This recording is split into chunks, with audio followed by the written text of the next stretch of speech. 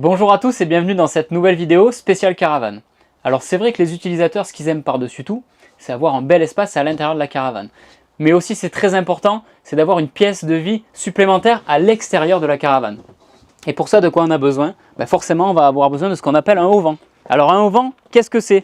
C'est tout simplement un espace additionnel, une pièce additionnelle qu'on va venir rajouter autour des rails de la caravane.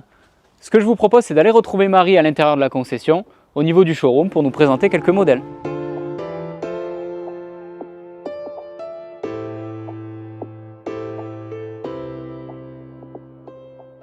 Salut Marie! Salut Thibaut! Alors là, on est dans la partie auvent et je vois qu'il y a quand même pas mal de choix. Qu'est-ce que tu peux nous dire pour bien choisir son auvent? Ouais, alors ce que je te propose, c'est déjà dans un premier temps de te présenter les différents on va dire, types de auvents, surtout les différentes fabrications. On va en retrouver deux ici qui sont ce qu'on appelle avec une armature traditionnelle, mais on a différents matériaux. Ici, on va retrouver une armature en fibre. Alors l'avantage de la fibre, c'est forcément ça va être un petit peu plus léger. Mais par contre, derrière, ça va se ressentir sur le prix. Forcément, on va avoir un auvent qui sera un petit peu plus onéreux. Tandis que le auvent qu'on retrouve ici, c'est une armature plus classique en acier. L'armature à acier, ça va être un petit peu plus lourd, mais on va avoir quelque chose avec un prix un petit peu plus raisonnable. Donc pour bien choisir son auvent, Marie, encore une fois, ce qu'on va conseiller, c'est de se rendre dans un magasin Edilcar Accessoires. On va prendre en compte plusieurs paramètres. On va regarder ce qu'on appelle le développé. Le développé, en fait, c'est la longueur du rail tout simplement de la caravane dans lequel le auvent vient de se glisser. Et ça permet d'adapter derrière le modèle. Il y a plusieurs possibilités, comme tu peux le voir ici, il y a différentes profondeurs. Ça peut aller de 2,50 m à 3 m par exemple. Et on a aussi, comme on a mis ici sur ce modèle, la possibilité de venir poser des extensions.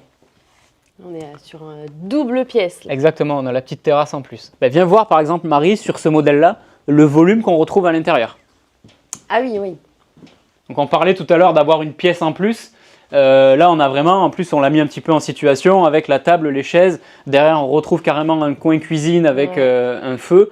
Là, ça permet vraiment d'agrandir son espace de vie. Et quand on est stationné, des fois 2 semaines, 3 semaines, ça va être le top. Et donc, je vois le dernier modèle là-bas, c'est quoi exactement? Alors, tu fais bien d'en parler. C'est donc une ossature qui va être complètement différente. Là, on est sur ce qu'on appelle un auvent gonflable. Donc on n'a pas l'armature soit en fibre, soit en métal comme on a retrouvé sur l'autre. Là, il suffit de venir le gonfler tout simplement. Et tu peux le voir ici sur les boudins.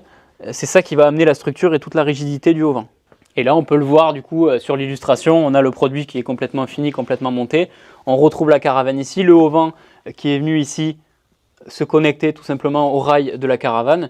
Et le produit fini, complètement gonflé. Donc on retrouve quelque chose, une pièce additionnelle encore une fois à sa caravane. La différence du coup avec les autres auvents, là on va être sur un séjour un petit peu plus court. Une durée pour le monter l'auvent qui va être un petit peu plus rapide du fait que ça soit gonflable, on n'a pas besoin d'emboîter toutes les pièces en métal. Et donc bien sûr le poids est quand même assez conséquent. Et comme on est sur du boudin gonflable, il faut faire également attention à ne pas le percer. Exactement. Et donc, on n'est jamais à l'abri d'un coup de vent ou d'un orage.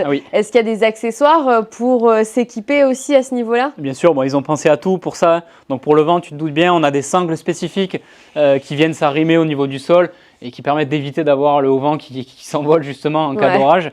Et on a aussi les barres que tu vois juste ici qui permettent en fait d'éviter d'avoir des poches d'eau. On le voit de temps en temps sur le toit des auvents. Les poches d'eau, à la fois ça fait du poids, donc ça endommage un peu la structure et c'est jamais agréable de passer dessous après. Un dernier élément, Marie, que je voulais te présenter, on a parfois des utilisateurs qui ne veulent pas s'équiper d'un auvent, c'est quand même assez important, assez gros. On a des abris plus petits qui vont exister, donc là ça va soit permettre de venir mettre. On a des clients qui vont ranger les vélos à l'intérieur, on a d'autres qui vont venir faire une petite cuisine d'extérieur. Donc c'est des abris qui sont beaucoup plus petits qu'un auvent traditionnel pour caravane. Et on a aussi un abri spécialement pour l'intimité.